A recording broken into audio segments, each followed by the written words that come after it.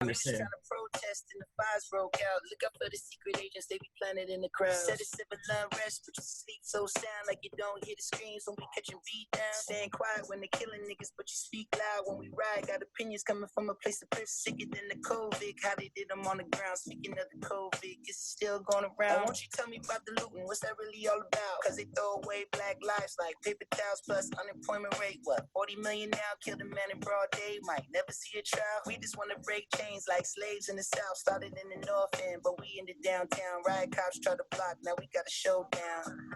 Down.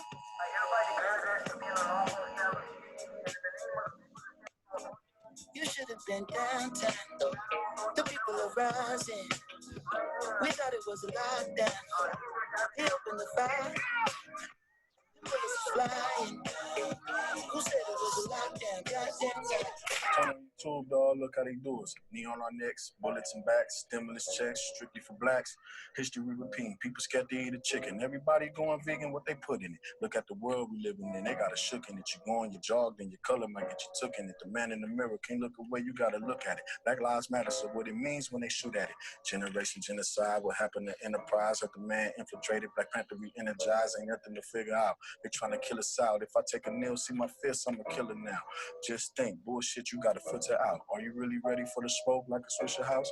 Ready for the revolution? Who ready to ride? It won't be televised, so tell me who ready to die. If downtown going up, where we at? Shit, we at the liquor store, nigga, about to get us a fifth. Oh, they about to start looting, grab the gloves and masks. Watch out for them tanks when they rolling past, shit. Never understand why they do it. Someone cut the channel off the news before I lose it. I ain't even tripping. If you with it, then we lose it. Help me put this Louis in the back of Suzuki. All right. Welcome everyone. As we are, we already got a question. We are streaming live on the Alliance for Educational Justice page at 4ED, the number 4ED Justice on Facebook. We are also streaming live here. Again, we want to welcome everyone. My name is Jonathan Stith, and I am the National Director for the Alliance for Educational Justice, one of the organizations that make up the national campaign for police-free schools. And we're so excited for you all to be joining us today. Before we get started, we'll take a pause to set up our interpretation for those who are in need of it. So I'll take a pause here.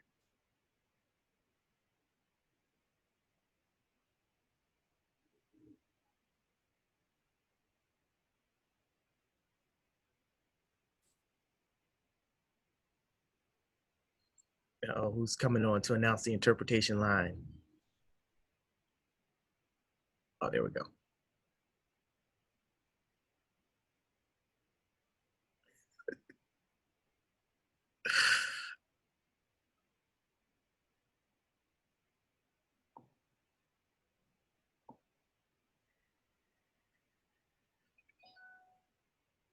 All right.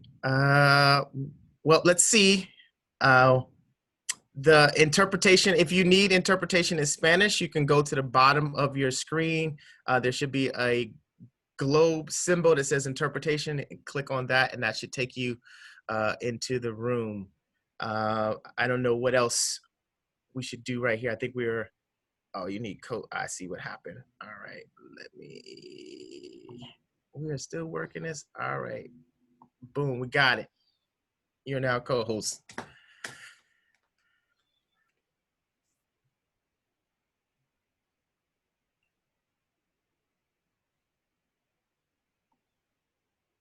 All right, wait, we made you co-host. All right, you should be co-host now.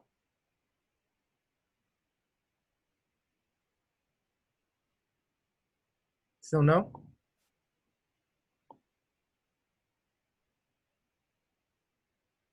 The chat box is saying yes, they hear the interpretation. Okay, so we're good to go. That's all I needed to know, was everyone was taken care of and that we can get started. And that's the sign I'm getting.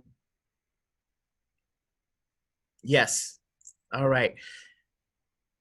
Absolutely. All right, so let us begin.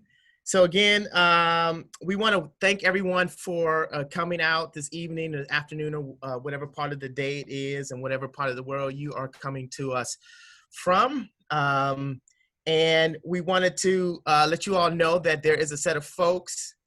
Oh, you can't hear me now. No, you're good, Jonathan. I'm good to go. All right. I should stop reading the chat. That's what I should stop doing. All right. So let's get going. Once again, we'll have folks taking questions, helping folks out, particularly me, who might need some support getting through the conversation.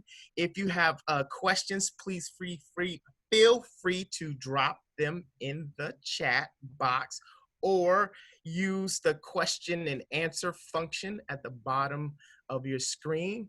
If you are joining us on Facebook Live, we encourage you to join us in the Zoom room if you have questions. We'll have someone monitoring the Facebook pages to try to catch questions, but we do want to encourage you to join us in the Zoom room. Just a quick word around digital security.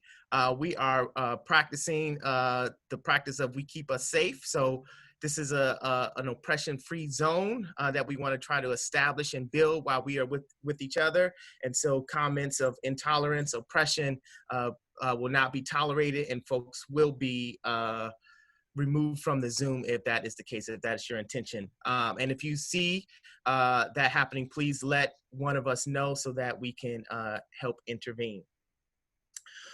With that, I'm going to take a pause, or not a pause, but I'm going to take a breath and turn it over to the amazing squad of folks who are helping to put this together from the National Campaign from Police-Free Schools. That includes the Alliance for Educational Justice, the Advancement Project, Brighton Park Neighborhood Council, Freedom Inc., and the Philadelphia Student Union. So we'll just take a pause there and allow the team who is helping to hold this Know Your Rights workshop to introduce themselves. So you can come on stage and say hi.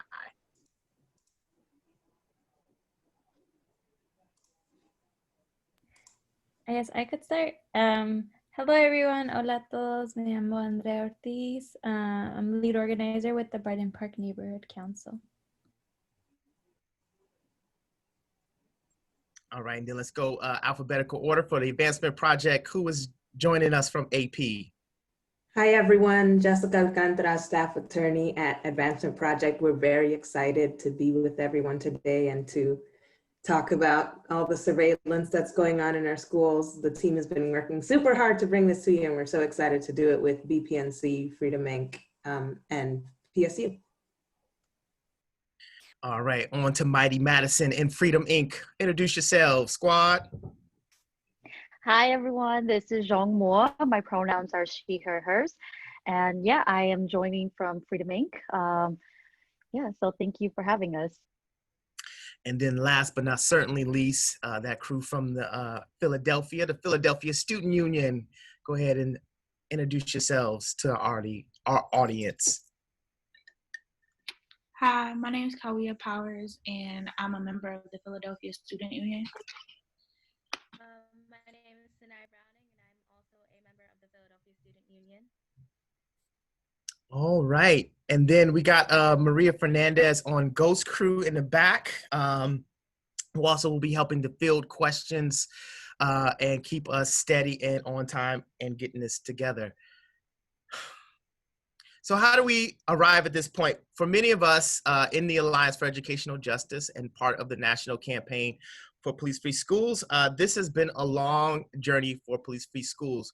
While many have become familiar with police-free schools since the killing of George Floyd and the decision by the Minneapolis School Board to end their contract with the Minneapolis School Police Department,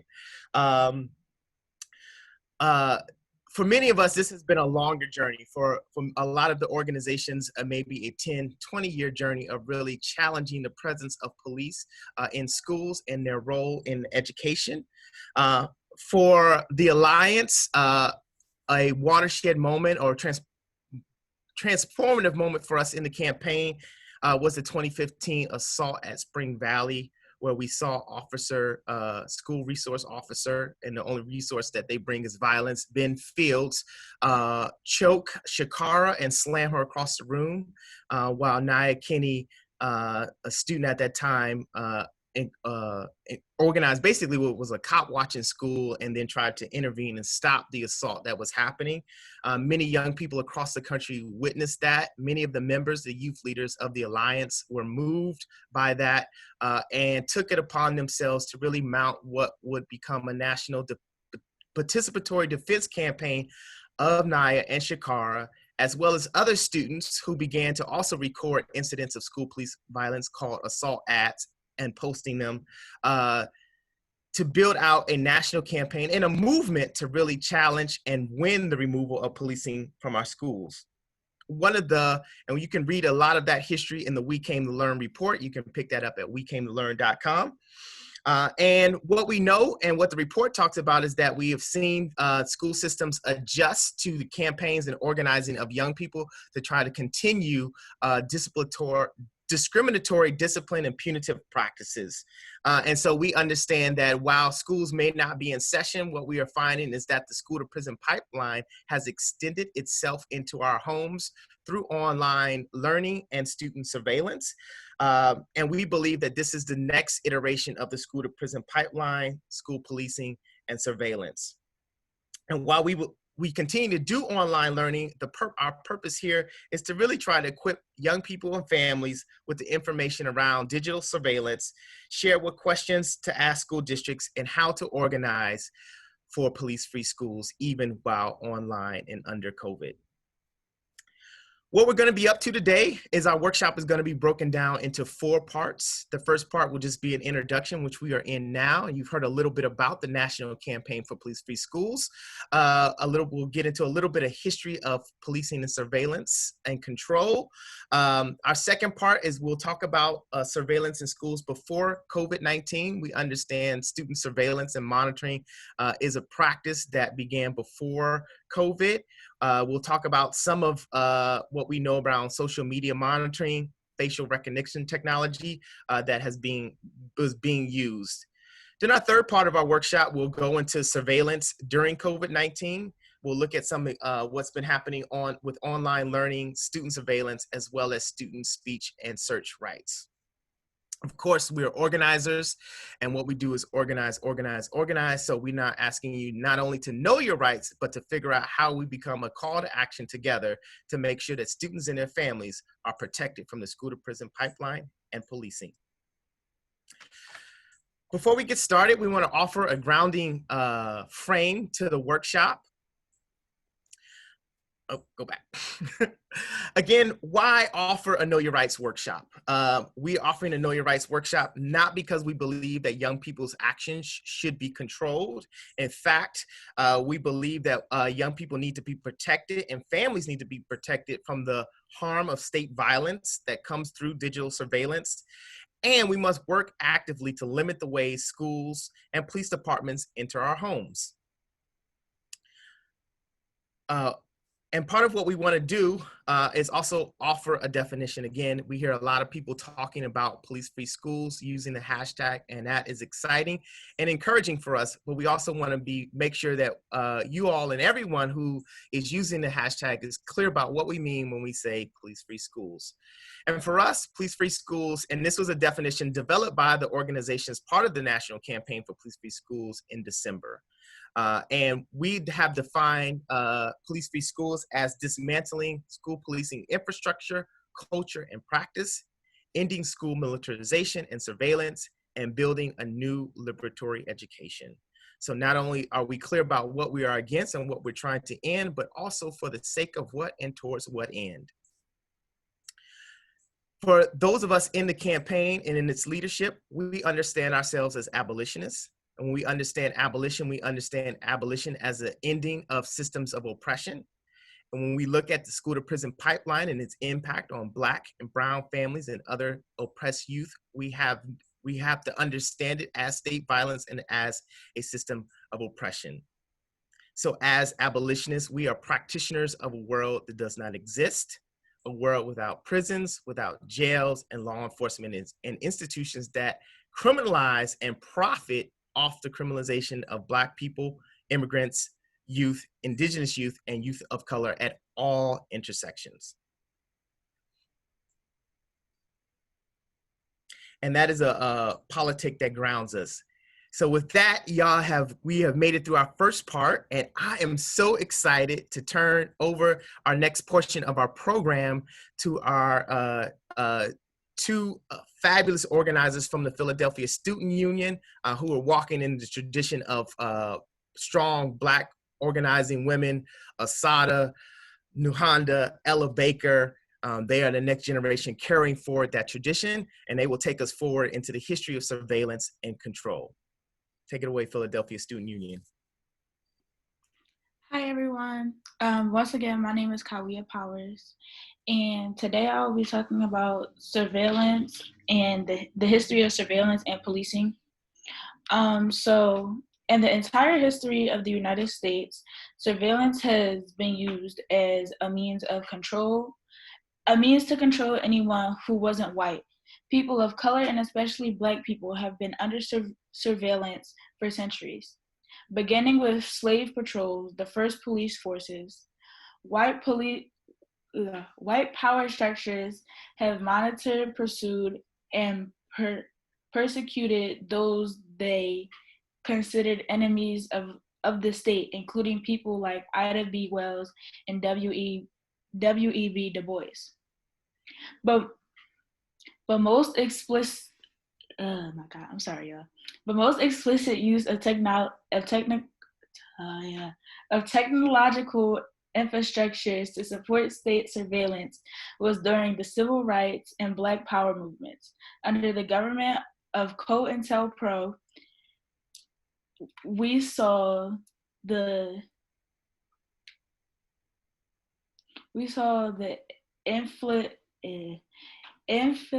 infiltration of Black organizations, phone taps, spying, and entire files created about people that they considered subversive or dangerous.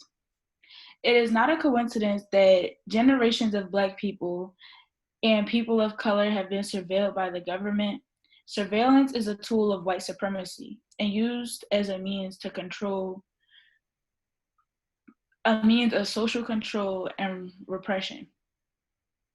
Nowadays, there are cameras, phones, and computers. That makes it easier to monitor, surveil, and hack into people's lives.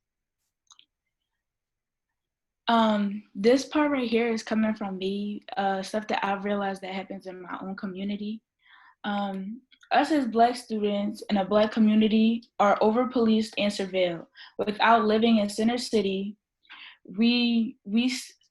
all we see are police on the corners of our blocks, driving slowly down the street, at transportation centers, and then at school.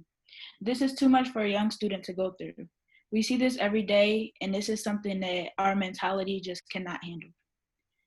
I will now like to pass it to Sana. Hi, everyone. Again, my name is Sanai Browning, and I'm going to be going over the surveillance of the United States pre-COVID. So, police departments, school districts, federal agencies like the FBI, the Department of Homeland Security, and ICE have all used surveillance technology to track, monitor, detain, arrest, and deport Black, Brown, and Indigenous communities and suppress movements for decades. Here are the examples that we have found in the last 20 years. The FBI's Muslim surveillance, which I'll be talking about later, ICE and the DHS facial recognition on DMV licenses, gang databases, and the surveillance of Black Lives Matter protesters and organizers, just to name a few. Most recently, the Senate voted against forbidding law enforcement agencies from getting access to internet browsing and search history and data without a warrant. It would have been an amendment to the Patriot Act, the 2001 law that let government agencies use terrorism as a reason to secretly collect data on millions of people, specifically Muslims, after 9/11. Next slide, please.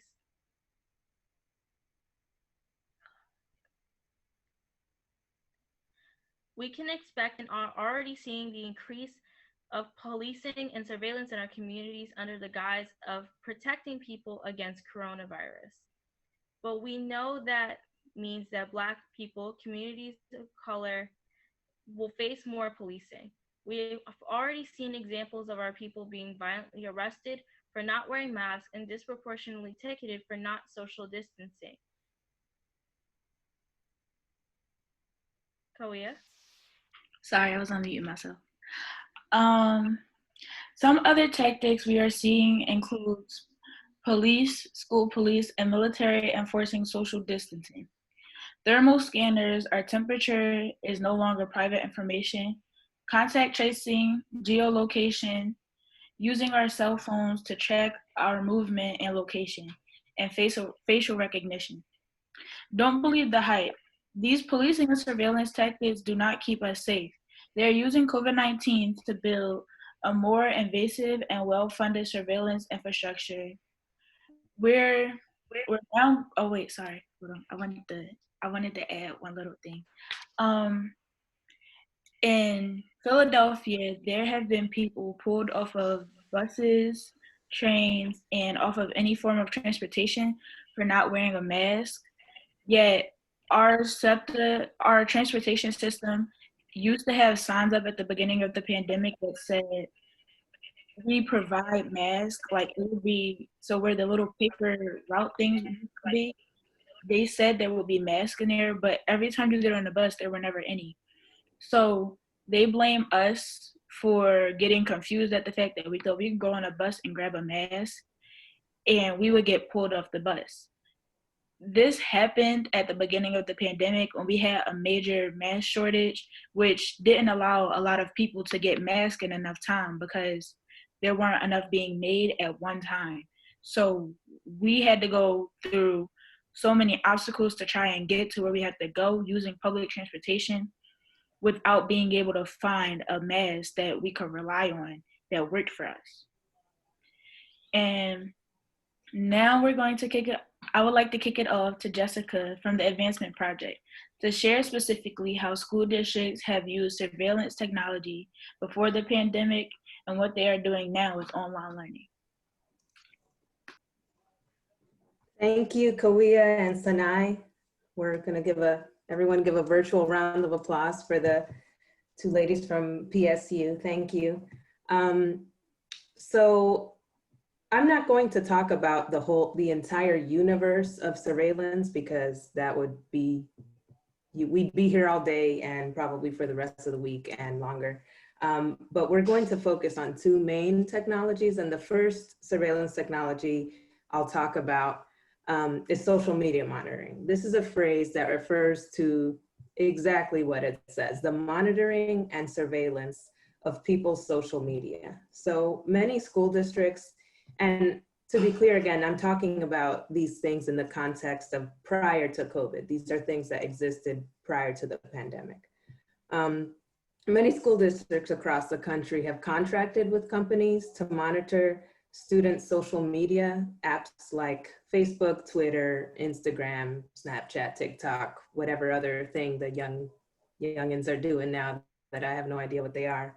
The companies are able to sell this technology to districts claiming that it's for safety and that it could be used to identify potential violence, academic or mental health issues, bullying.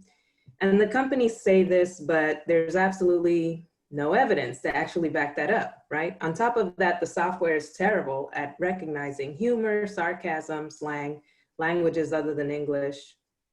You'll see on the side here, the names of some of the biggest companies in the social media monitoring game. So Gaggle, Social Sentinel, Digital Stakeout, etc.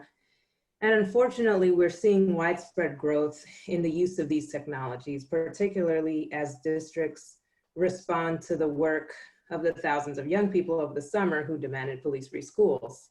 So in Minneapolis, for example, they were the first school district to end their contract with the local police department this past summer. We've already seen that they will be training new security people in using Gaggle, one of the social media monitoring companies. So how do these programs actually work? Well, each company obviously probably works slightly differently, but generally it works by flagging things, posts, constantly and sending notification emails to whoever is in charge of monitoring the system. So this is an example on the left here of a tweet that might get flagged. And that person who's the one in charge of monitoring the system then decides what to do with it. So sometimes that is the school administrator, it could be the principal. Most troubling is that it could be the school resource officer, police officer in the school doing this discretionary monitoring. And as you can see here too, these are the kinds of ridiculous things that are being flagged. So in one high school in Washington State, a district sent police officers to a student's home just because they posted "tomorrow it will all be over" about their breakup. In another example in Alabama, one school district expelled 14 students over social media posts, 12 of them Black students. One student was suspended for wearing a sweatshirt honoring her deceased father in an IG photo because the school thought she was in a gang because of the sweater's colors.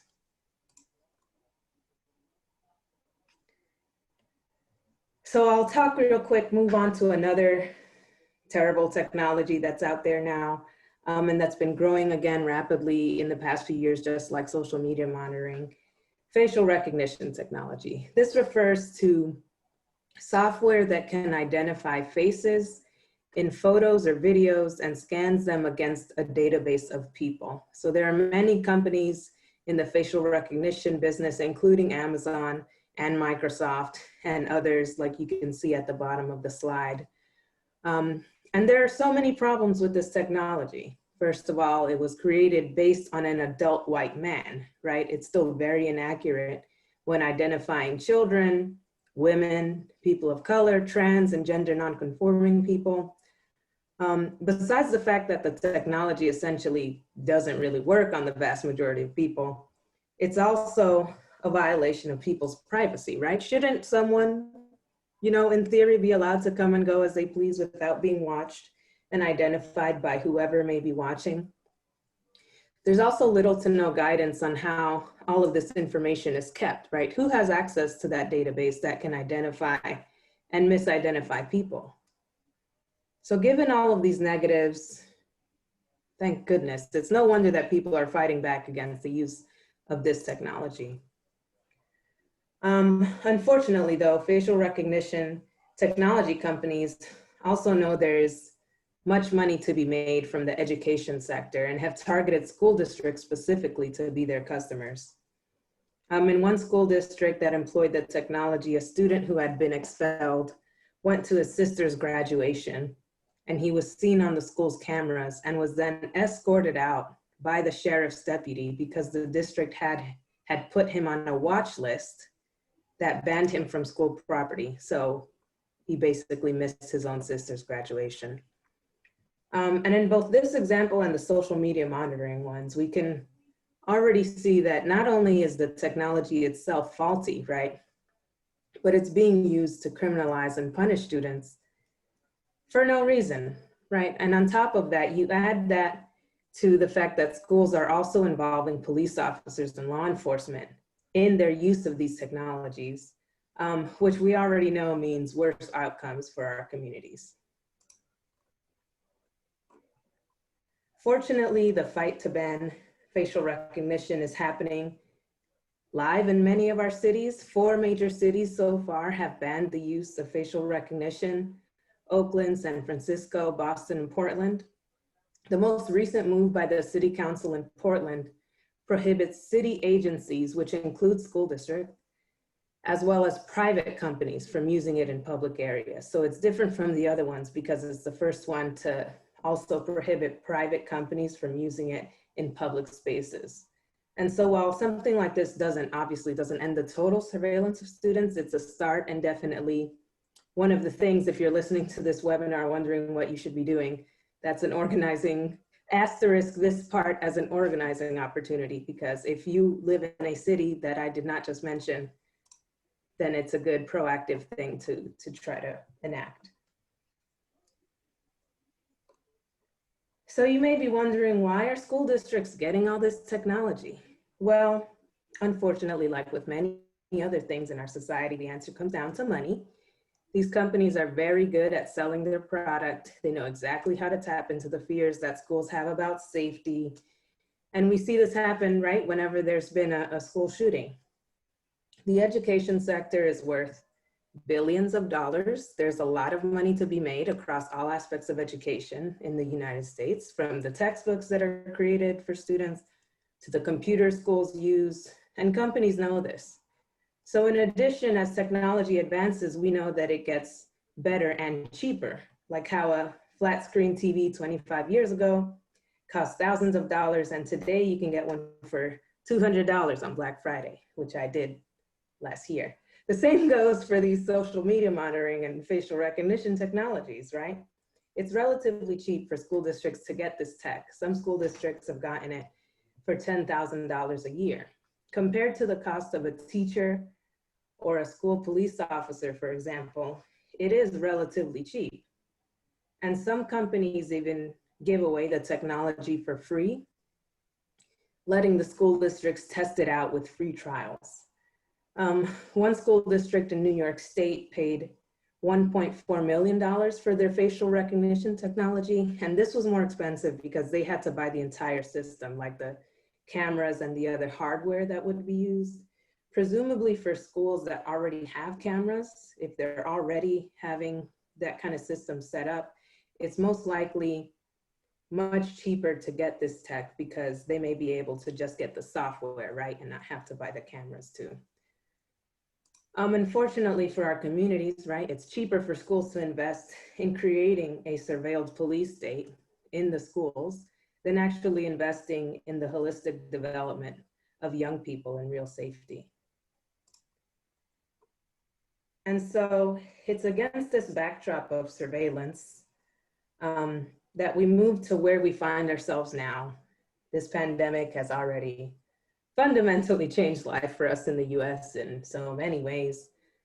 The unprecedented school closures that started back in March have never really happened before. Almost every public school in the country closed this past spring, and many continue to still be closed today.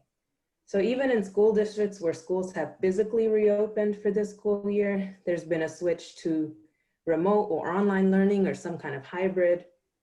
And for us, this opens up a whole new set of challenges and concerns, not only about surveillance in schools, but about online learning itself. So first, I just want to make sure people know that every state in the US has a constitution that guarantees free public education. Everyone is entitled to attend public schools, right? And obviously this applies even if your school is doing distance or online learning. And unfortunately, that switch to online learning has been rocky, to say the least, to put it mildly.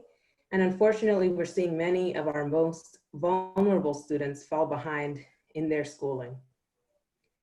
Now, our focus for this webinar is on the surveillance and criminalization aspect of schools and education. So I'm not going to go into much detail about these next issues that you see here on the right, but we felt it was important and necessary to flag these things for our communities because it's definitely obviously related and important right now. We know that for many of our communities, there exists a digital divide. There was a good article I read today in the New Yorker about a young student in Baltimore. We simply just do not all have access to the devices and services that would make online learning possible, right? Millions of homes across the US don't have access to broadband internet, and yet those same families are being asked to rely on a service they don't have in order for their children to get an education. And unfortunately, we know that many are falling behind simply due to the fact that they don't have the equipment or internet necessary to even participate in school. And that's like, if it's internet, if it's the device itself. We've also been hearing that attendance itself has become a significant issue, where even if students are able to log on, we have heard stories about them still being marked absent for any number of reasons. We recommend checking the school's policy or asking the teacher or school how they are checking attendance during online learning so that you're at least aware of how they're planning to be keeping track, if at all. We also wanted to flag how online learning has particularly been harmful for two groups: students with special needs and students and families that are English language learners or limited English proficient. So both of these groups have additional protections under the law that require that schools meet their needs. For students with special needs, IEPs, individualized education plans, and Section 504 plans must still be followed even if doing online learning. Students are still entitled to receive educational services during this time.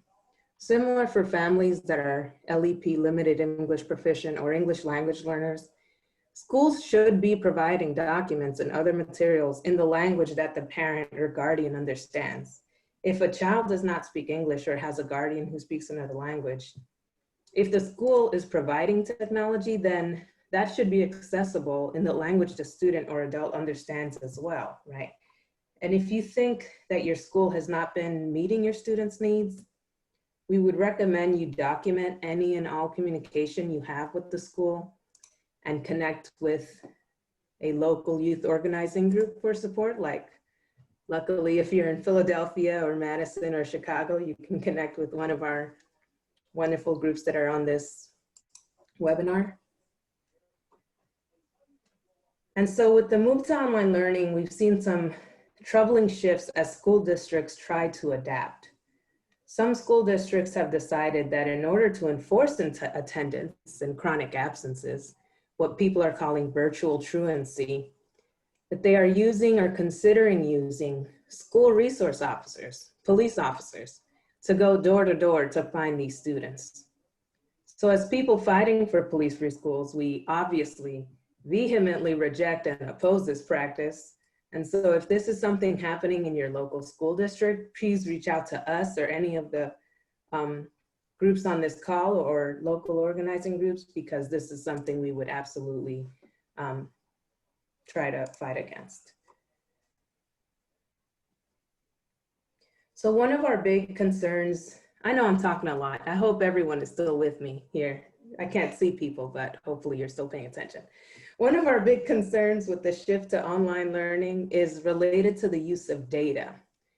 So first, many school districts have adopted new technology and online learning systems that they maybe have not previously used or used as much, right, in the switch to online learning.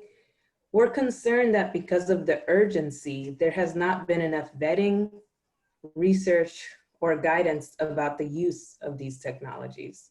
So school districts now have more access to student information than ever before, right? Most programs and apps track and keep data. And we know that Google, for example, has been a main provider of technology for school districts. Like, how many of your schools and school districts are using Chromebooks? Google, unfortunately, has been known for data mining students in their education app used by a lot of school districts. And data mining is just another way of saying that they track your online behavior, your patterns, what you click, what you write, what you search. And we know that data isn't neutral, and organizations like Data for Black Lives do wonderful work advocating against the use of big data. The problem is that we have no idea what they could be using your data for, right? But we do know that they can make and do make billions off of us through our data. We know that even when an app or a device is provided for free, it never really is free, right? When you are using a free app, it just means that you are the product and your actions are what is being tracked, studied, and sold.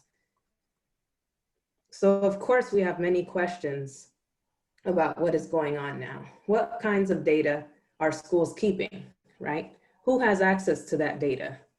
What are schools telling students and families about what they do with that data? We've already seen that schools are getting law enforcement involved, right? What else are they sharing with police? At this point, we just don't know, and we have more questions than answers. And so we encourage you all to ask these questions of your school district, because you deserve to know the answers to these basic questions.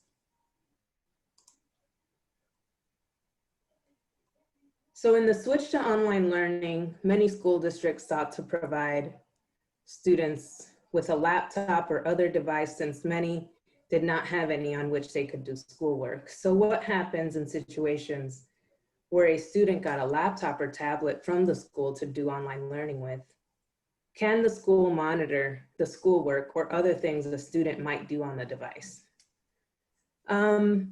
Maybe. Some programs do monitor what you type or look up. Some are designed so that teachers can also see what students are doing in that program. As for doing something other than schoolwork on the device, this can probably be monitored as well. Your device may have come with software that tracks anything you do on it, even if it's unrelated to schoolwork. And so we would recommend asking these questions to the people, if it's the school district or whoever provided the device to you, like what is on the laptop. So let's say you're a student and you're at home having some lemonade. I'm having lemonade because it's still hot out and you were thirsty. You accidentally knock it over and oh no, it's spilled on the computer. Done that many times, been terrible each time. Can you get in trouble if something happens to the laptop? Does your family have to pay for it? These are things that the school or district that provided the device should have informed you or the family about. When you got the device from your school, right? They should have shared with you policy or guidance or some other document explaining what the protocol would be if something happened to the device. And if you didn't receive anything and there's nowhere in the code of conduct or school manual, this is definitely a problem. We know that the move to online learning was so all over the place, it might be safe to assume there may not be a policy at all. And if your school lent out equipment or technology before COVID-19, then they may be following the policy they have for that. So on the left side here, you'll see an actual form that a school in Philadelphia has been using. And you can see how little information is even on this form. Like there are no answers to any of the questions I just posed on that form.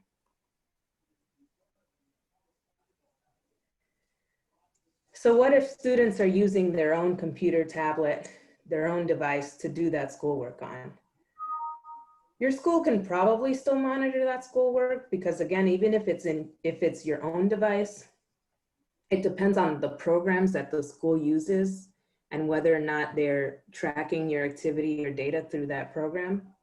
As for non-school related stuff, typically the school would not be able to monitor anything you do on your own device unless they are doing social media monitoring, in which case they could still be looking at your posts on social media, right? No matter what device you use to post it from.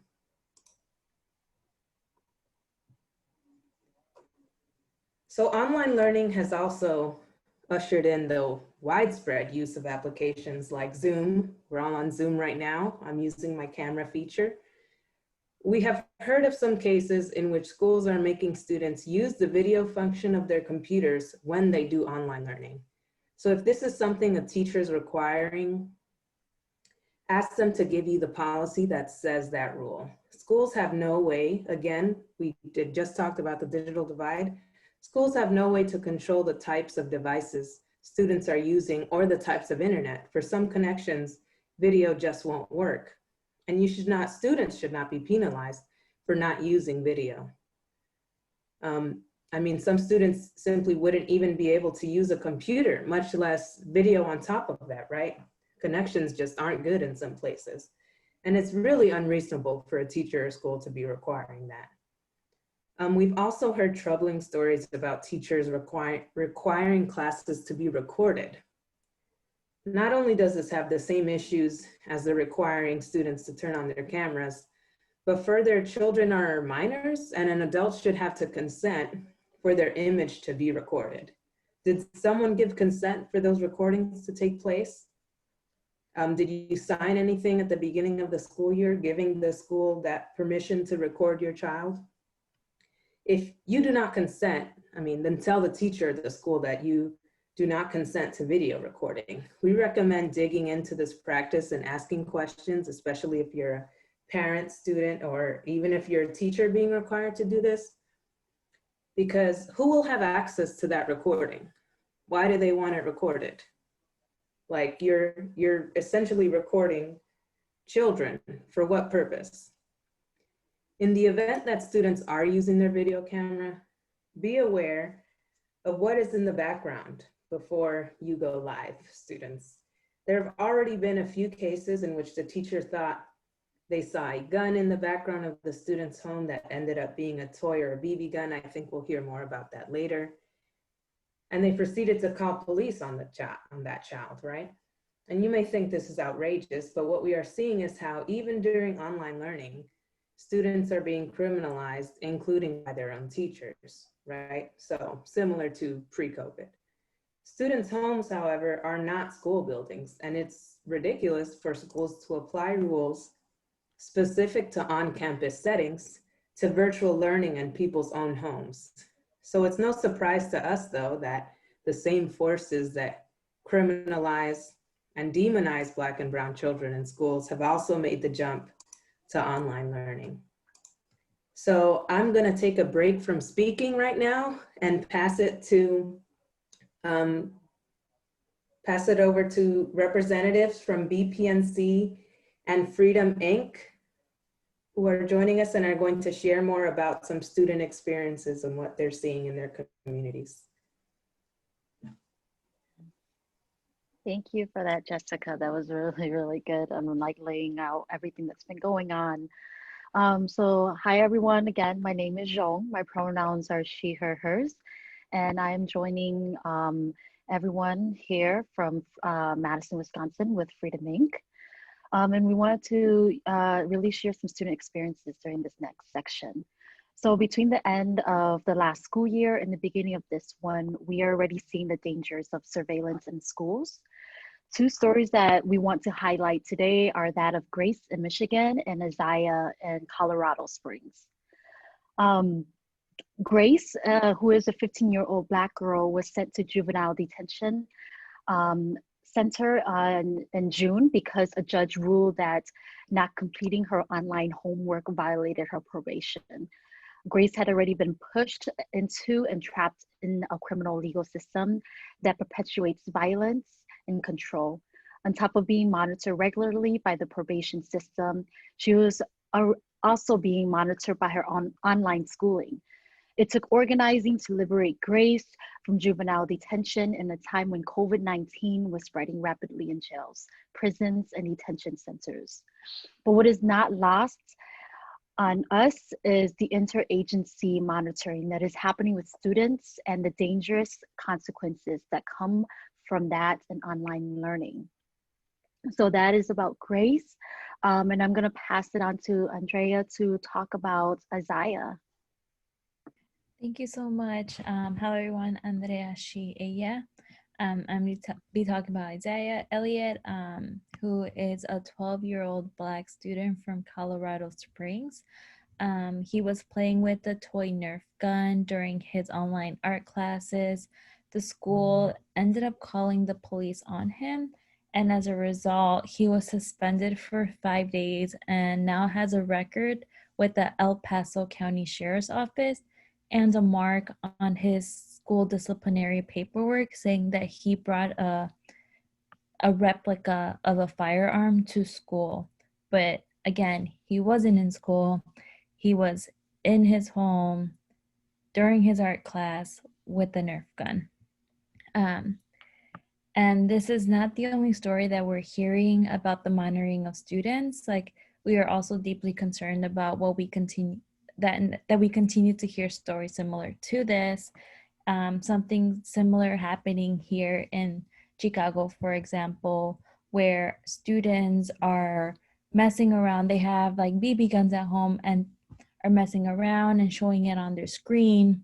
And a lot of the responses that teachers are taking are like, I need to report this to my school as something hostile and something that the police need to get involved for as a form of like addressing this issue. And see it escalate immediately. Like, they escalate before even having conversations with parents or even like the students. Or it could just be like students are not wearing the uniform that they're supposed to during online learning. and teachers getting really upset with them. So those are just like some similar experiences that we're seeing also here in Chicago as students are online learning. And I'll pass it back to Jean to kind of share what's happening in Freedom Inc. Yeah, we also had some very similar stories. I know that when Isaiah Elliott's story came out, we also were having conversations with our young people at Freedom Inc.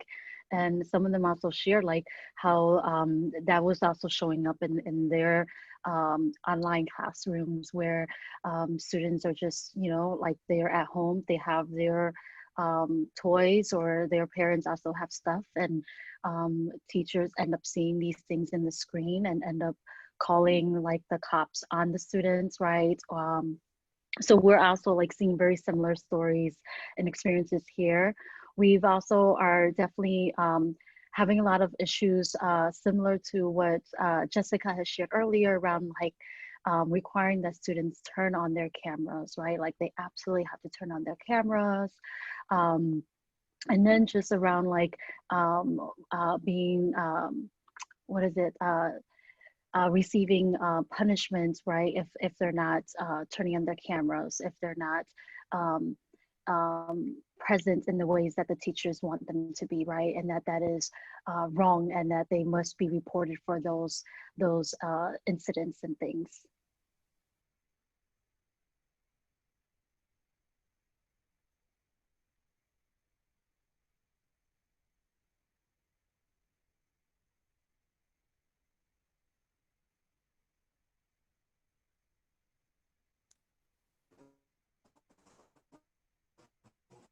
Thank you both. Sorry for the lag. My computer refuses to recognize my microphone.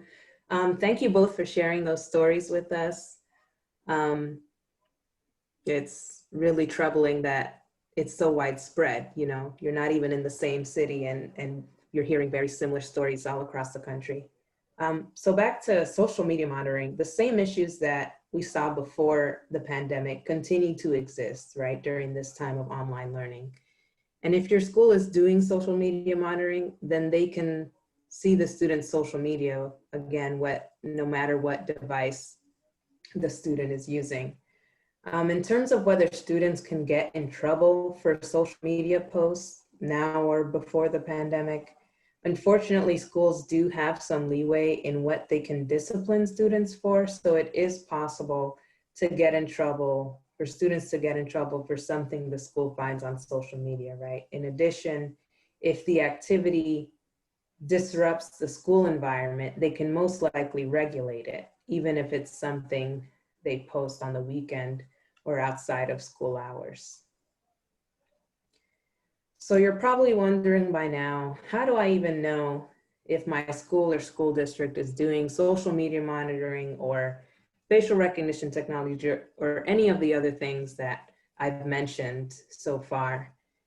And the first step is to ask the teacher, principal, or school district official, right? If they don't know, one, that's probably a very big red flag. They should be able to give you a yes or no answer. And if they say yes, ask for more information about it, right? Since when have they been doing it? Who is doing the monitoring? What happens when a post gets flagged? In most cases, your teacher, principal, or school district official may not want to tell you, or they may say they don't know. What do you do next?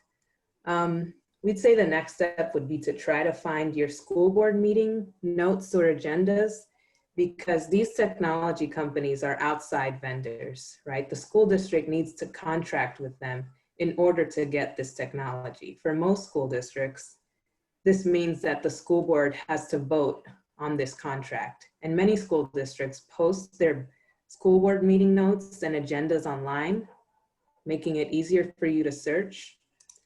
We'd recommend like looking for the names of the companies that we mentioned earlier, right? Because it'll be hard to get through, but if you can at least recognize, like if you see that something mentions Gaggle, for example, then that clues you off that, okay, they are engaging in social media monitoring.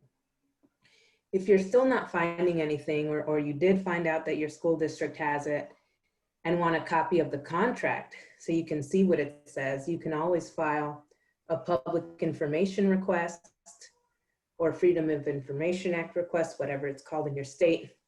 On the right side of this slide, I'm sure you can't read that, but that's a contract that was gotten after a public information request to the Minnetonka Public Schools District in Minnesota. Another way to find out if your school district is doing any of these technologies, right, is to Google it. You may be able to find an article or a post that mentions it. Because really the first step is really finding out, how is my school even doing these things? And even if they don't, are they considering it? Is this something that they've talked about, or, you know, these are things that tend to happen behind closed doors without any notification to people. And it's important for us to really get on the offensive about these things. So I've gone on and on about all the things the school can monitor and surveil. Don't students have rights? Well, yeah, maybe. Students, like everyone else in the US, have rights guaranteed to them in the Constitution, including the First Amendment, freedom of speech, and the Fourth Amendment right to be free from unreasonable searches and seizures. But those, you know, those aren't absolute rights. They come with asterisks. So if you have these rights, why can you still get in trouble in school for saying something on social media, for example? Unfortunately, the Supreme Court has said that there are certain limits on students, specifically freedom of speech. It cannot disrupt educational activity, and it cannot interfere with the rights of others. Yes, that is vague. That is vague on purpose. But one example is, right, if a student says something on Instagram Live on a Saturday that results in a fight at school, well, not at school because we're online learning, or maybe your district went back to online learning. If it results in a fight at school on Monday, the school could be allowed to discipline the student for that post, because they would say, they could argue that the fight disrupted education activity, and the IG post is what caused the fight. So all of these things lead us to questions about what school discipline looks like when we aren't even in school, right? You should check your school's manual or code of conduct to see what they say about online posts or social media. They may have policies about it in there already. As for getting in trouble during this pandemic, generally, if your school is still doing online learning, then the code of conduct probably still applies. They could still punish you for violations because school is, you know, technically still going on. However, if you do get in trouble during this crisis, please reach out to your local youth organizer. We are living in unprecedented and scary times. You shouldn't have to worry about getting in trouble in school on top of everything else that we know we need to deal with. Unfortunately, we've been hearing that many school districts are still following through with suspensions and expulsions during this crisis, so it is definitely still happening. In one of the examples I mentioned earlier, a 4th grade Black student was almost expelled for having a BB gun on screen. The district later changed it to suspension, but either way, it's an example of what we are seeing as a growing trend, right? School districts attempting to regulate virtual environments as if they are no different from being physically on a school campus. We think this is wrong, we're angry, but we're not surprised that the system continues to work against Black and brown children, even during a pandemic. So in another example, our friends at the East Bay Community Law Center in Oakland shared with us Jason's story, highlighting that even as schools are closed, many school districts are still requiring young people to serve suspensions and expulsions. So Jason's family has been fighting for years to ensure his school provides therapeutic counseling, but the district has repeatedly denied the request. Jason is a 12-year-old Black student who has a learning disability in addition to generalized anxiety disorder and depression. This year, Jason's social emotional needs escalated, which led to multiple physical conflicts with peers. Jason's school recommended him for expulsion instead of providing the necessary supports. After the COVID-19 pandemic hit, the district told Jason's family that they intended to continue with the expulsion process. Jason is fighting to stay in school and is receiving minimal instruction, only 1 hour per day, and the district is moving forward with the expulsion process. So Jason's story and the other stories you've heard here should outrage you. Hopefully everyone's outraged. I'm outraged. But we're not helpless, right? And I'm going to kick it back to Jonathan now, who will talk about what we can do to fight against these things.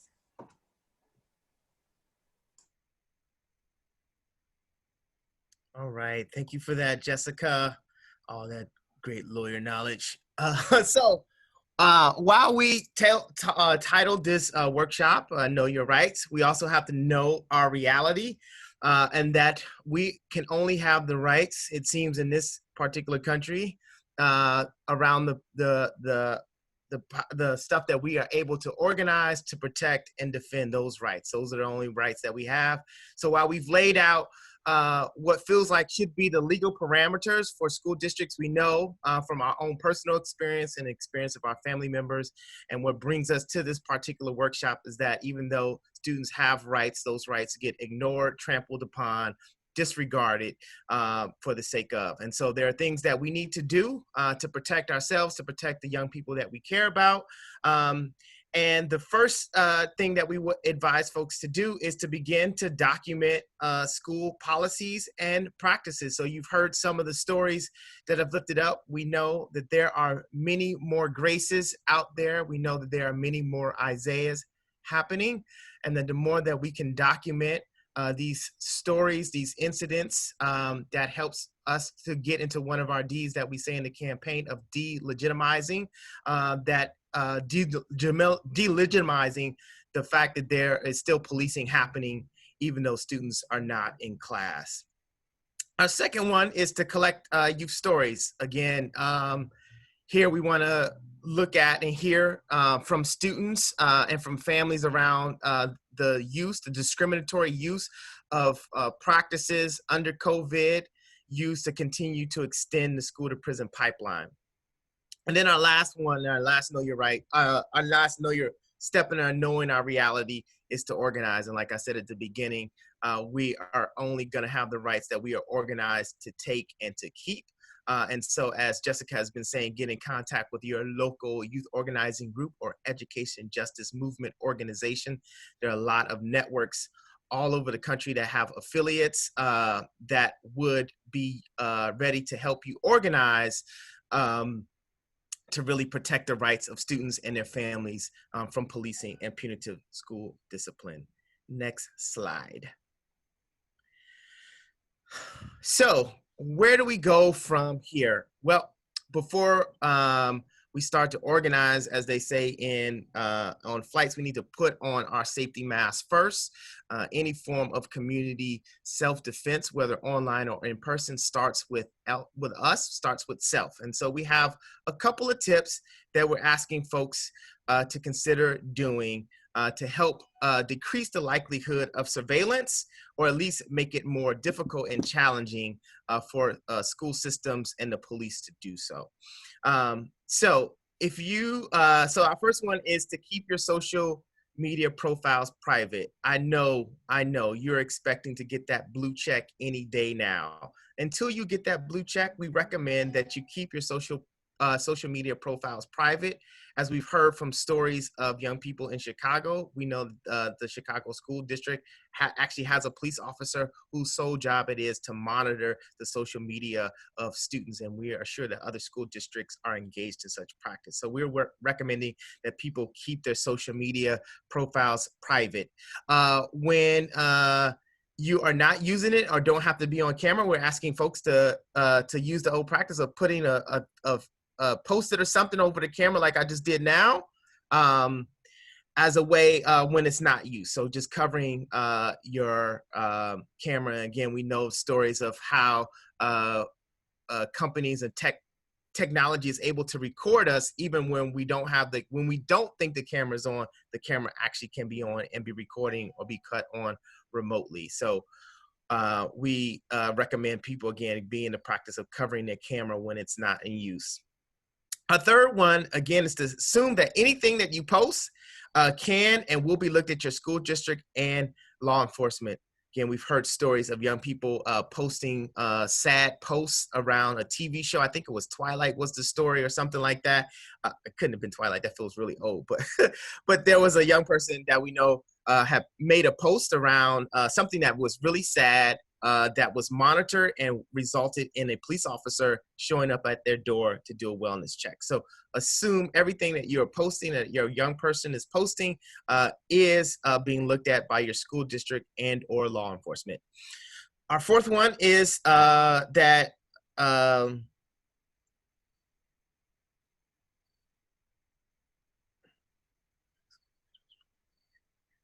oh, so this one is the code one. So what we've seen in some young people, again, being marvelous practitioners in creating new ways and new coding, we see that some people in order to avoid being searched or in the search engines have started to use different spelling of words so that it won't be tracked in the search engine. So so that's a practice that folks are using. So we encourage people to have those things, particularly if you're an organizer or an activist. I think that's really important. And then the fourth thing I think is probably most important is that we need to really keep an eye on decision makers and these issues while the kind of pandemic is happening and the elections are happening and our focus is taken away. We can see school districts passing policies without input from communities, or as Jessica said, try to enforce school rules in our homes. And so we need to keep an eye, we need to be monitoring decision makers, school boards around these policies. And as Jessica has offered, we need to start actively inquiring what are the policies that are being practiced and enforced, and challenging those, because we know that they are never neutral and that they always have a disproportionate impact on our young people. Next slide. So our call to action, again, this is not just a know your rights workshop. This is also a call to action. We believe that you need to know your rights and then begin to organize to make them real. And so our first call to action is organizations and advocates and families need to be ready for rapid response support. So the only reason why Grace is free is because there was a community of folks all across in her community, in the state, and all across the country that was ready to respond to her jailing and her incarceration and demanding her freedom. The same with Isaiah. So we need to be ready. Organizations should be ready and monitoring, again, what's happening in their school districts, looking out for stories, watching for policies. Our second one is Cop Watch, that we need to figure out how we take the practice of Cop Watch, which is a part of our community self-defense, to transform that into online. So how do we understand and begin to understand and track the activities of policing of our young folk online? So again, that is looking at through the meeting notes, trying to figure out how the school district is doing its resources and keeping an eye on it. I'm getting the slow down sign. Our third point is to call to action is to train other students and families. So we'll be sending out this video and these slides. We're encouraging each one to teach one, and that students and families should be sharing the information around surveillance with each other, also the tips so that we can learn how to protect one another from the school to prison pipeline that is trying to get into our homes. Our fourth one is to support or build police-free schools campaigns against surveillance. So if you're an advocate, an organizer in education justice, and you are interested in building a campaign to challenge online surveillance and the policing of students, we want to hear from you. We want to connect with you, and we want to help you all build winning campaigns, because as we say in the campaign, when one of us wins, all of us wins. And then our last call to action is to educators. And you all are a transformative and fulcrum point in dismantling the school to prison pipeline, an important actor in helping to bring education justice. As the historian Leroy Bennett often is quoted as saying, that in a time of oppression, teachers can either be revolutionaries or oppressors. And we are calling teachers to enter into that first half to really be revolutionary and don't surveil students or police students in their class, and to report school districts that are violating. We're asking everyone to be a little done, to whistle blow on school districts that want to discriminate against students online. Well, fam, we are through our content, and now we want to open it up for some question and answer.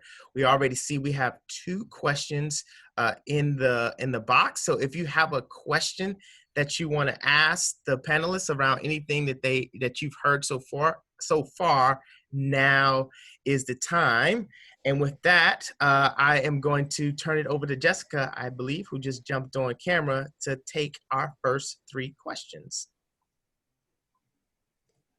So I'll start, and any of the other speakers, please feel free to jump in if you also want to answer and add your commentary. The first question was from Margarita asking, what if the teacher says that CPS is requiring that they record all the sessions of Google Meet to record them and see them later? Is that legal? I'd say that as a parent, you are the one that gives permission to them to record. They cannot just record your student, your child. So if you do not consent to that happening, tell the teacher that you do not consent, because they cannot just take a recording of children if the parents do not want them to record their child. Did someone else, Sanai, did you want to answer that too? I saw you just got on. Yeah, so as a student, normally on like the first week or so of school, they will ask the student themselves whether or not they want to be like recorded for, like, say if this was something like this, they would give out permission slips for this sort of thing. So if you, like, for parents, ask your students whether or not they got permission slips to be recorded. If not, please get in touch with your teachers or your principal or stuff like this, because if you really want to make sure that your kid isn't being recorded, that's the best way to ask them. That's a great point. And remember that even if the student or the parent, even if you signed something to give consent, that's not forever. You didn't write that, you didn't swear your life on that. You can always rescind that and tell them that you no longer give your consent, even if you did previously sign a permission slip. You always have a right to say, no, you don't want your student recorded. And I'll just say out loud what someone just told the panelists, that CPS has rescinded that direction at the district level. So schools shouldn't be requiring recording anymore. So I'll move on to the second question. And the second question, can you give examples of challenges around attendance in remote learning settings? Well, first is the uniformity of how that attendance is being taken, right? Like, I know we've heard stories about students logging on, maybe having trouble logging on and getting on 5 minutes after the class started or something, and being marked absent because the attendance was taken at the top, right at the beginning of the class. That New Yorker article I mentioned earlier also has a lot of great examples of how one young student kept getting marked, kept missing their classes because of different, like maybe they sent the wrong link and they weren't able to get on, even though the student is there ready to get on, but technical issues mean that they would not be able to get onto the chat.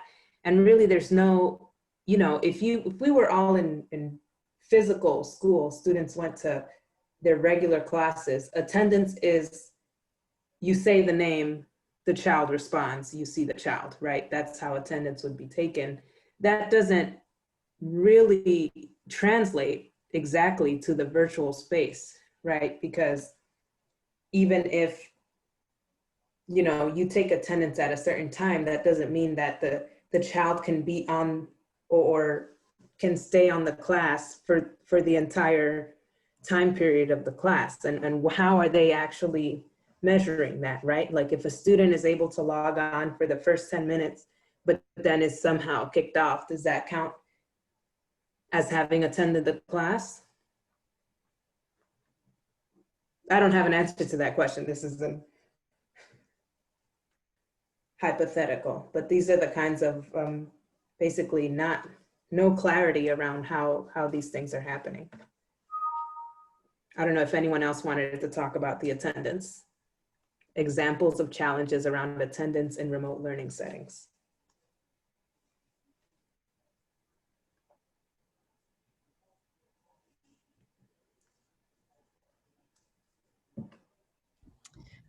The only thing, hi everyone, Maria, she, her pronouns with the advancement project.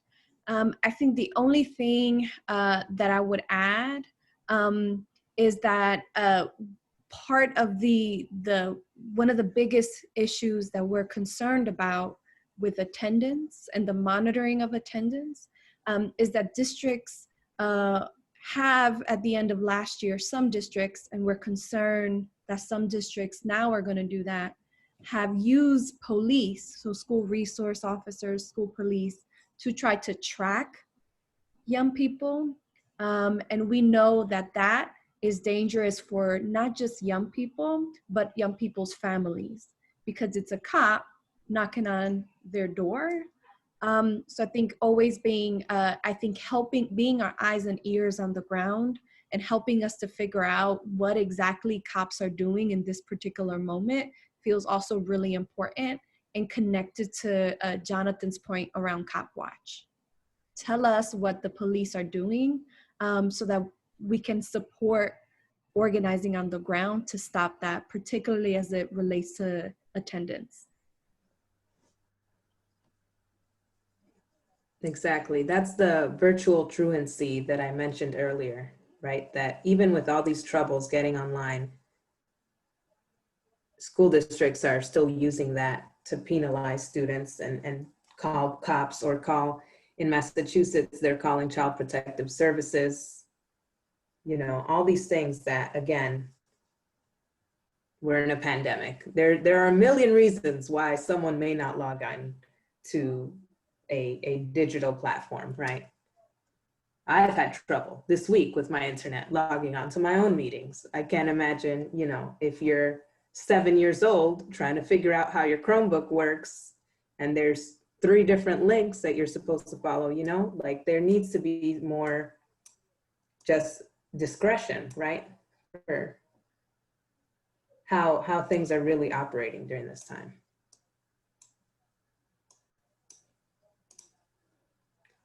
Should we move on to the next question? Next question, why does high school not ask to turn on the cameras like in elementary?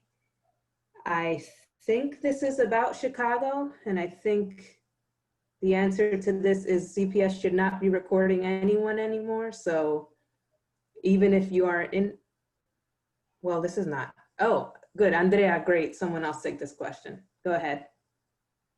Oh, I'm sorry. I was just like marking it as answered, but Oh. but I think you're right. And I think Cassie on here had mentioned that CPS has now rescinded that direction and are no longer requiring recordings anymore. So I feel like if your school or teacher is still recording, to contact either like the district, or I could push back what Cassie has said, because they're no longer allowed to do that anymore. Mm-hmm. And so Andrea, what would you say for it? What if they're not recording, but they still want the cameras on? I think that varies. I've heard different things by teachers, and I feel like we've been hearing different things depending on the school. Like there's some schools that are not pushing on like the cameras being on, and other schools where like they're being really strict on like having their cameras on and students complaining. But I feel like if the district, I don't know, I don't know if this is right, but like where I feel it's like if the district is saying like you don't, if they're not recording, and to some extent you don't have to have the camera on, especially if your internet isn't that well, then I think you should like have that conversation with like the teachers and admin. And I would not have my camera on if you don't want to have your camera on. It's just my thing.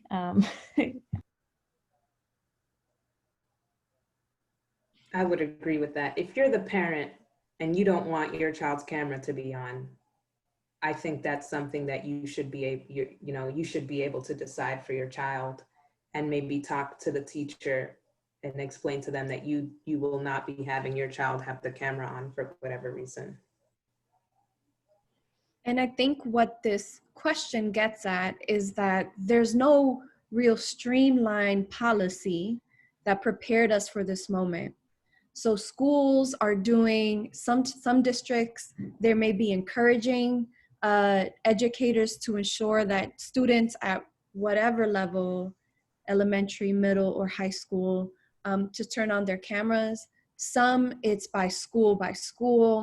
Sometimes it's classroom by classroom, right? So whatever the teacher wants in terms to be able to see how participation is measured. But I think what we're saying is that we have to continue to push back on districts to create policies so that it can be applied district-wide, and that those policies reflect the needs and the wants of students and their families. Because again, students and their families know best how their young person learns and how they want to be able to do schooling in this particular moment. So I think we must continue to always push back on educators and the district to be able to define what the policies are. Otherwise, as Jonathan mentioned, it will be disproportionately impacting Black students, immigrant young people, brown young people, indigenous young people, and we should always center their needs in this particular moment. And how could you ask a young person that doesn't have internet, or a young person that has to share a district computer with multiple kids in their families, to turn on their cameras? How do you ask young people that may be in transitional housing? There's a growing population of homeless young people, and even the request of turning a camera could have different impacts for those young people. So I think continue to push because we do need to be able to set a standard that meets the needs of every young person that right now is doing online learning.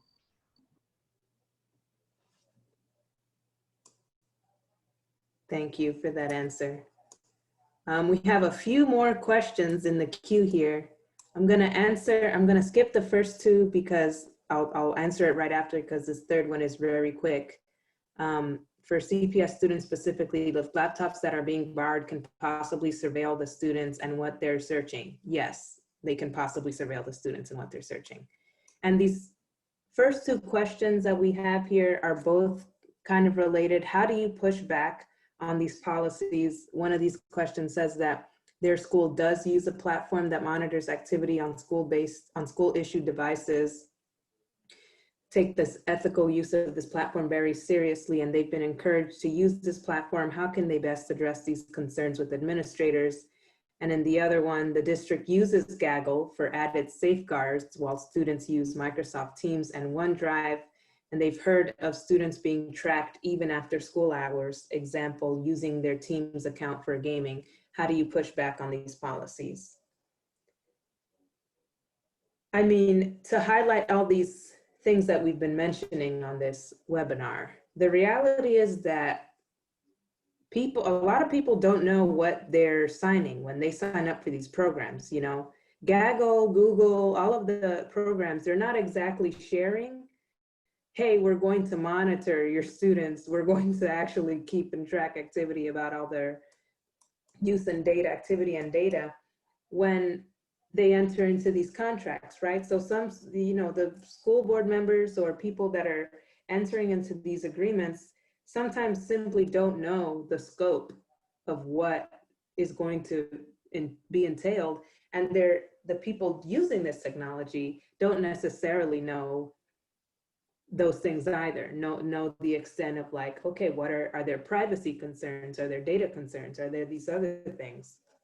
I know there's a few groups that have put out some really good guidance, specifically targeted to administrators and educators and school district level officials that I think we can share after the webinar. I don't have them off the top of my head, but we can share that afterwards. I'm thinking there's a few groups that do this work, Justin. What are the questions that you should be asking of administrators? What are the questions they should be asking of the companies when they even agree to take on these technologies that they're really not doing, right? We know they're not doing the vetting and the learning that they should before they take on these contracts. Any other comments on that part before more questions?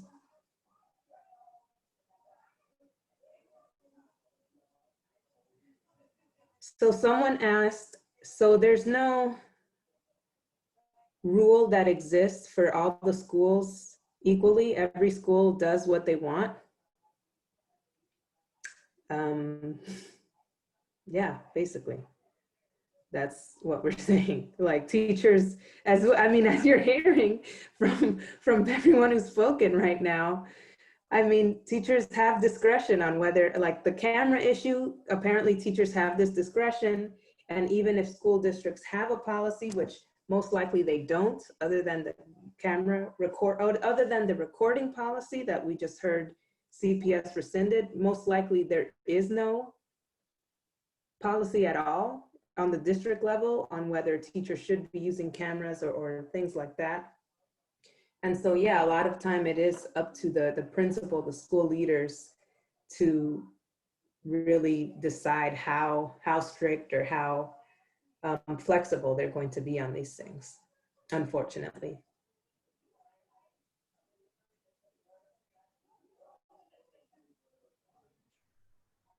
All right, you see there's two other questions in the chat. You going back in? Yeah. Building them all. You're doing a good job, Jessica. Trying to go through this. I feel like I answer some and then there's more questions. You're right, popping up. And I know we're at an hour and a half, so I know people, if people needed to log off, feel free. I'll try to keep answering questions. I'm not sure when we want to cut off. Yeah, let's try to answer these three questions and then move towards close. Okay. Is it still problematic to record classes if students can have their videos off? I have some students who have their classes recorded so that they can rewatch them later since students are missing more classes.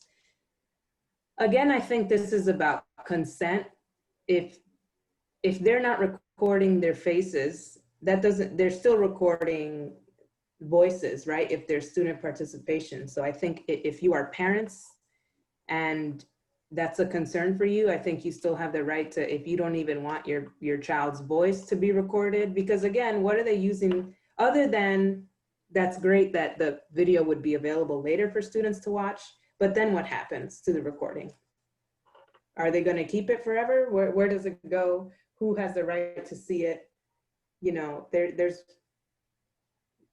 a million reasons why, you know, it could be bad for recordings of children to just be out there for people to access. And just, it's important to just ask these questions, right? And for people to be aware that, you know, as a parent, you can decide with your child whether you want that to happen for your child. And you have the right to say that if you do not want that, that it should not happen. Yeah, I would just add on this piece that yes, to consent for young people and like children, youth, and their families to be able to record.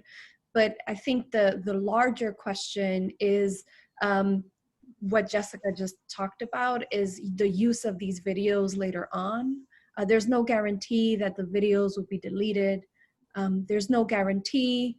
We saw at the beginning when school districts were flooding to Zoom, right? There's no guarantee that there's no breach of those platforms. And again, I think the piece that Jessica mentioned about the data mining feels really important, because the platforms that school districts are using, whether it's Zoom, whether it's like all the Google education platforms, the Amazon education platforms, right? They're notorious for data mining. So I think we need to think about those things a little bit deeper. And the more that families, students, community can be in the process of helping to define what education now in this moment looks like, the better that we'll be off. Exactly. Great. I just saw a quick one in the chat too that I'll just answer real quick. Does the information shared include charters where there is often even less accountability? Yes, the rights are the same. Obviously, charters also engage in these practices and technologies, but for the reasons, like anything else with charters, there is absolutely less accountability because we don't know, we're talking about things in the school district context, right? Because those are the decision makers. So presumably there's the space within charters to advocate for whatever, but even if it's a charter, like on the recording piece, a parent still has to consent to their child being recorded. That's not something charters can get out of. And the last question, have families had success challenging rules against enforcing school rules at home, such as, where'd it go? I was just reading it. Oh no. Oh my Sorry. bad. Such as eating, background noises, and having pets in the room. Is there legal guidance on policing the home environment? No, there is no guidance, which is why schools are doing it with little to no repercussions, because we're entering new territory. There is no precedent for schools being able to hold school in someone's home, right?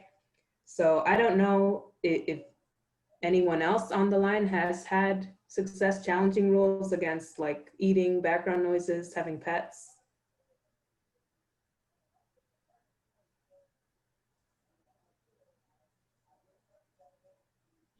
No, no success in challenging it, but definitely all the stories about how young people are criminalized by it.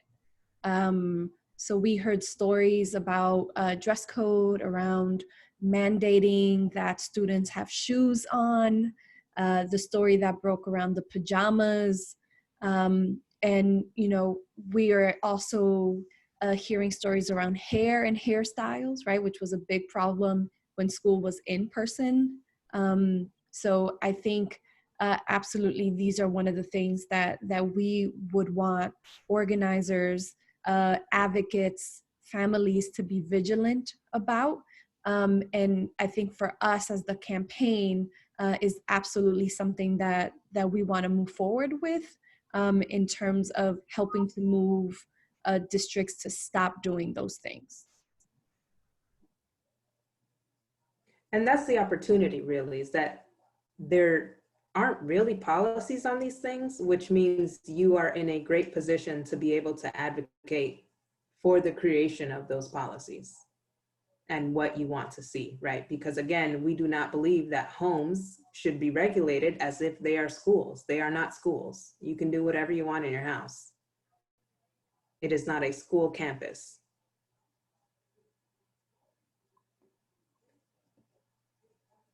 I think that's it with the questions. Do you want to close us out, Jonathan? Absolutely. It's our duty to fight for our freedom. No.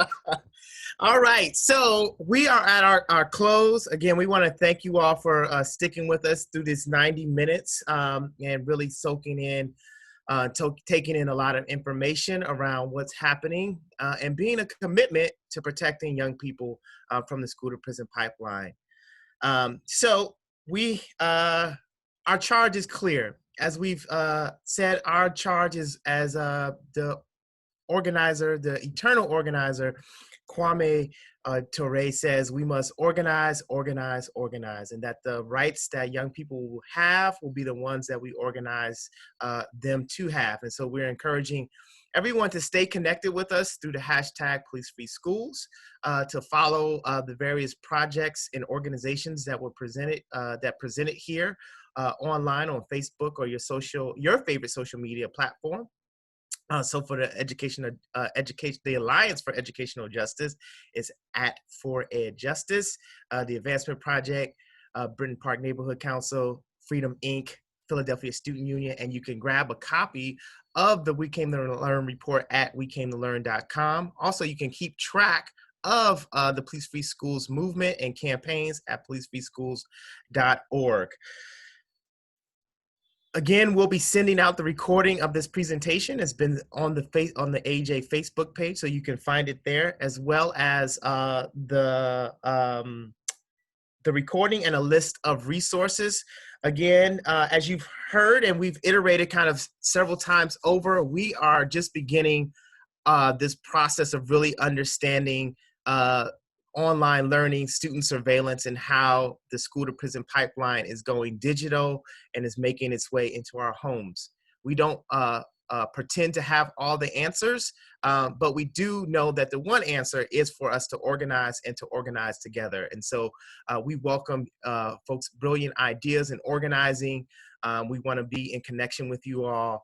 And so again, we thank you all for joining. And I guess if we want to stop the screen share for a second, and then we can invite our panelists and our wonderful interpreters, if they want to come on screen to say their final goodbyes and thank yous for a wonderful and powerful workshop on online learning and student surveillance. You see all those beautiful faces.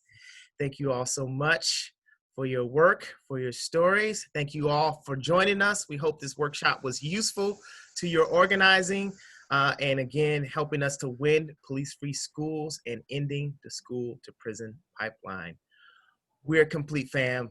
You all have a great rest of your evening into your day, and we're out.